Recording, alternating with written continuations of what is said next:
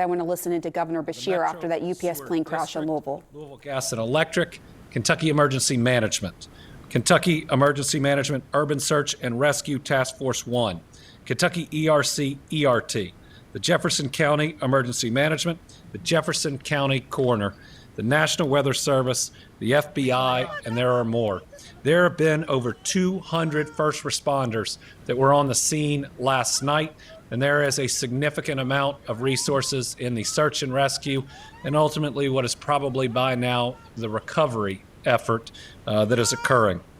I want to thank everybody who was working overnight when it was dangerous, when there was other flammable or explosive materials, but they were searching to try to find any and all survivors and to locate any bodies to try to give families the closure that they deserve. As of this time, we can confirm that there have been 9 fatalities, but I'm now fairly confident that that number will grow by at least 1. We hope it doesn't grow by too many more. I believe by this afternoon we'll have a pretty good grasp of both the number of fatalities and, if there are any, the number of missing persons that we're still looking for. Remember, there's a Victim Family Reunification Center at the Louisville Metro Police Training Academy, which remains open. That address is 2911 Taylor Boulevard. As of last night, there had been 16 different families there. I think the mayor's providing an update where that number may now have shrank. At least information I'm getting is those families may not line up with the hospital patients, which means we've got to continue to search that site, hope and pray for the best, but know there may be more loss of life that we're going to learn about today.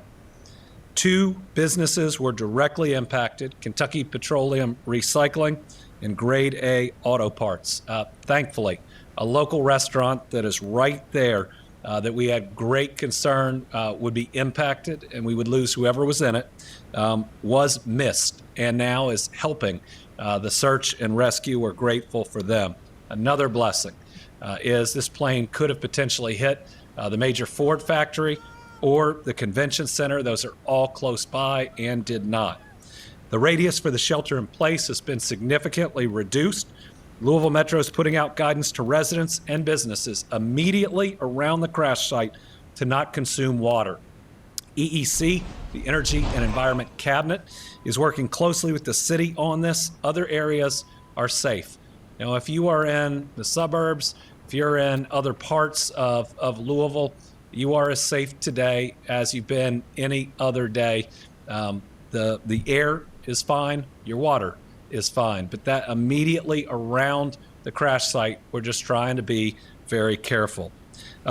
In new news today, following yesterday's events, I'm declaring a state of emergency to help us deal with this plane crash. It allows us to move resources more quickly through emergency management and the Kentucky National Guard. It allows state resources to be used also through our agencies to be readily available, including disaster resource management, expenses related to response, and more, as well as reimbursement.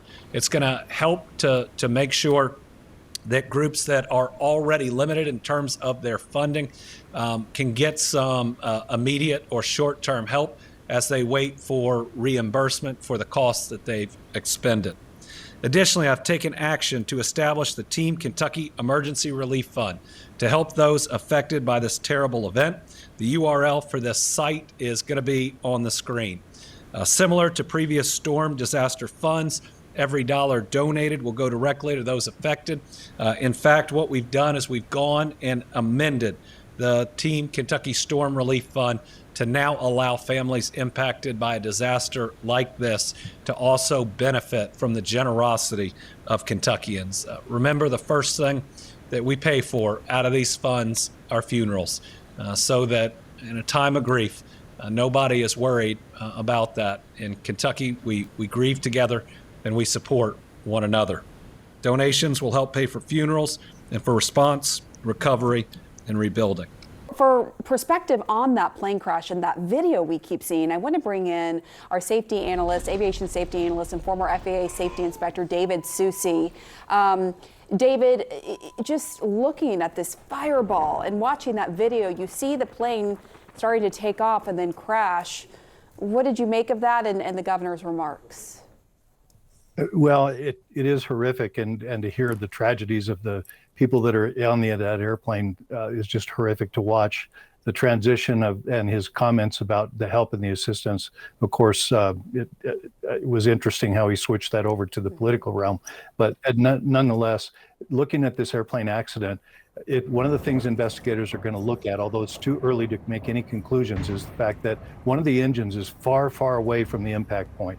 So what that does is bring up memories of, in 1979, a DC-10, a similar designed aircraft, had an engine that came off and also very similarly came off and then caused the crash and the death of 277 people. So one of the things investigators will definitely be looking at is some kind of structural failure of that engine mount.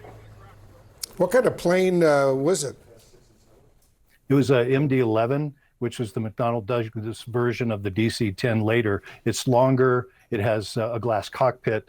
It was made to be for a longer haul and more people, but it really didn't go very far. Wolf, they started not using it. It wasn't as efficient as they projected it would be. So it was replaced with newer technologies pretty quickly. I think the last passenger flight was held on this airplane was in 2018, and that was just a few that were left in the system. Yeah, awful, awful. With the video that we see of that explosion, it's really painful, and I'm sure a lot of people are wondering, is it still safe to go out there and fly? Yeah, but as he said, the plane that in this video it's not in service for commercial flights, right, David? Yeah, that's correct. And you were just so fortunate. You look at that fireball that there wasn't more fatalities on the ground. The pilot did a good job of keeping it down and in a safe place.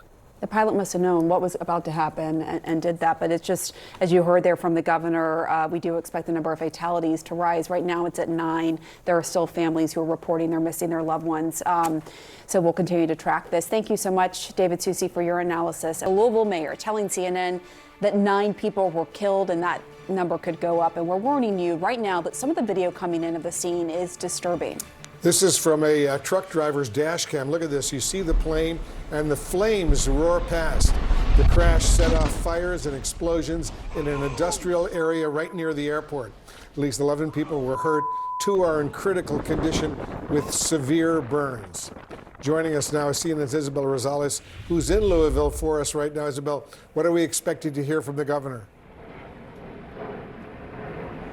Right, hopefully more information about this NTSB GO team that is set to arrive here and start this investigation that we know will take days, if not weeks, if not months, to piece together what exactly went wrong here. What is clear is that something catastrophic happened as this UPS cargo plane was taking off. We have images, videos showing this plume of smoke coming off of it, this fire that appears to be coming from the left engine. This is a plane that has 3 different engines.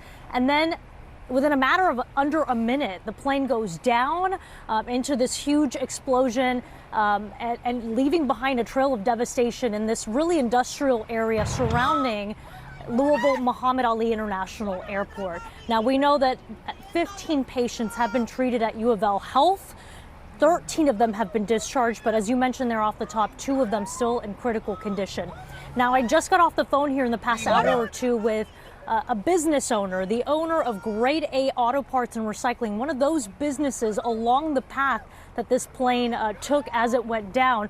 And he says his business is damaged. He's taking a look at it right now. He's being allowed access inside. He talked to me about how his CFO called him, describing the chaotic scene. Listen.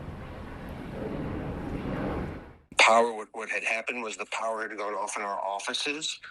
Everybody heard a loud noise and then an additional rumbling, and then it felt like an earthquake. She ran outside, had the phone on, and there was a huge fireball right in the center of our facility. Her initial thought was that our facility had exploded. And what's heartbreaking about this is that business owner tells us he has 3 employees that are unaccounted for. They're missing. So he's understandably in a desperate situation right now, trying to figure out what happened to them. But patience is going to be key here, especially with that NTSB team figuring out what happened. This is just the start of things. And I'll leave you with this, Wolf. Louisville is my hometown. We heard from a councilwoman that UPS is one of the major employers here, that UPS is Louisville.